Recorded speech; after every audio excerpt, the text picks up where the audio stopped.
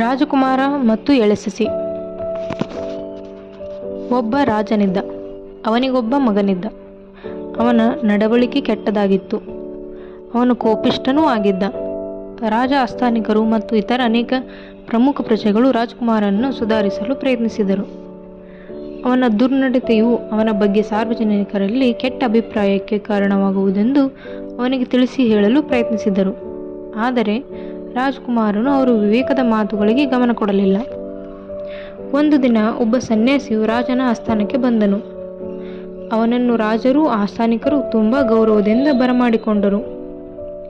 ಆ ಸನ್ಯಾಸಿಯು ತನಗೊಂದು ವಾಸಸ್ಥಳವನ್ನು ಹುಡುಕುತ್ತಿದ್ದಾನೆಂದು ಅರಿತ ರಾಜನು ಆ ವಿರಕ್ತನಿಗೆ ತನ್ನ ಅರಮನೆಯಲ್ಲೇ ಸ್ಥಳಾವಕಾಶವನ್ನು ನೀಡಿದನು. ಸನ್ಯಾಸಿಯು ರಾಜನ ಕೊಡುಗೆಯನ್ನು ಸ್ವೀಕರಿಸಿ ಅರಮನೆಯ ಆವರಣದಲ್ಲಿ ಆಶ್ರಮವೊಂದನ್ನು ಕಟ್ಟಿ ವಾಸ ಮಾಡಲಾರಂಭಿಸಿದನು. ಒಂದು ದಿನ ರಾಜನು ಸನ್ಯಾಸಿಗೆ ಹೇಳಿದ, ಪ್ರಾಯಶಃ ನಿಮಗೆ ನನ್ನ ಮಗ ಕೋಪಿಷ್ಠನೆಂದು, ದುರ್ನಡತೆಯವನೆಂದು ಈಗಾಗಲೇ ಗೊತ್ತಿರಬಹುದು. ನನ್ನ ರಾಜ್ಯದ ಜನರು ಅವನೊಬ್ಬ ಅಯೋಗ್ಯ ರಾಜಕುಮಾರನೆಂದು ಕರೆಯುತ್ತಿದ್ದಾರೆ. ದೊರೆಯಾಗಿ ನನ್ನ ನಂತರ ಅಧಿಕಾರಕ್ಕೆ ಅವನು ಬರುವುದನ್ನು ಜನರು ಇಷ್ಟಪಡುವುದಿಲ್ಲ. ಅವನ ನಡತೆಯನ್ನು ತಿದ್ದಿಕೊಳ್ಳುವಂತೆ ದಯವಿಟ್ಟು ತಾವು ಅವನಿಗೆ ಬೋಧಿಸಬೇಕೆಂದು ತಮ್ಮನ್ನು ಕೋರುತ್ತೇನೆ ಎಂದು ದೊರೆ ಸನ್ಯಾಸಿಗೆ ಹೇಳಿದ. ರಾಜನು ತನ್ನ ಮಗನನ್ನು ಸನ್ಯಾಸಿಯ ಉಸ್ತುವಾರಿಗೆ ಹಾಗೂ ಮಾರ್ಗದರ್ಶನಕ್ಕೆ ಒಪ್ಪಿಸಿದ. ಸನ್ಯಾಸಿಯು ಖಂಡಿತವಾಗಿಯೂ ರಾಜಕುಮಾರನನ್ನು ಸುಧಾರಿಸುವನು ಮತ್ತು ಅವನಲ್ಲಿ ಉತ್ತಮ ಸುಧಾರಣೆಗಳನ್ನು ತರುವನು ಎಂಬ ವಿಶ್ವಾಸ ರಾಜನಲ್ಲಿ ಇತ್ತು.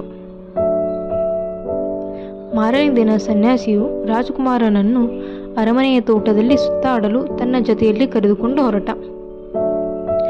ಒಂದು ಪುಟ್ಟ ಸಸಿಯನ್ನು ರಾಜಕುಮಾರನಿಗೆ ಸನ್ಯಾಸಿಯು ತೋರಿಸುತ್ತಾ ಹೇಳಿದ, ಈ ಸಸಿಯ ಒಂದು ಎಲೆಯನ್ನು ತಿನ್ನು.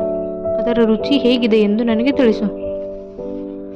ರಾಜಕುಮಾರನು ಆ ಎಲೆಯ ರುಚಿಯನ್ನು ಸವಿಯುತ್ತಿದ್ದಂತೆ ಅದನ್ನು ತಕ್ಷಣವೇ ಉಗುಳಿದ. ಪ್ರಾಯಶಃ ಇದು ವಿಷಪೂರಿತ ಸಸಿಯಾಗಿರಬಹುದು.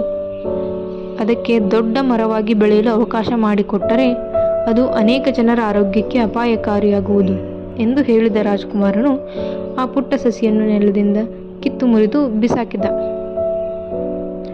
ರಾಜಕುಮಾರನು ಕಿತ್ತು ಮುರಿದು ಹಾಕಿದ ಸಸಿಯನ್ನು ಸನ್ಯಾಸಿ ಕೈಯಲ್ಲಿ ಎತ್ತಿಕೊಂಡು ಹೇಳಿದ, ನೀನು ಈ ಸಸಿಗೆ ಪ್ರತಿಕ್ರಿಯೆಯನ್ನು ತೋರಿಸಿದ ರೀತಿಯಲ್ಲಿ ಈ ರಾಜ್ಯದ ಜನರು ಒಂದು ದಿನ ಇದೇ ರೀತಿಯಲ್ಲಿ ನಿನಗೆ ಪ್ರತಿಕ್ರಿಯೆಯನ್ನು ತೋರಿಸುವವರು.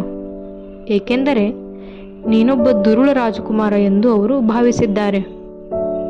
ರಾಜ್ಯವಾಳಲು ಅವರು ನಿನಗೆ ಅವಕಾಶ ಕೊಡದಿರಬಹುದು.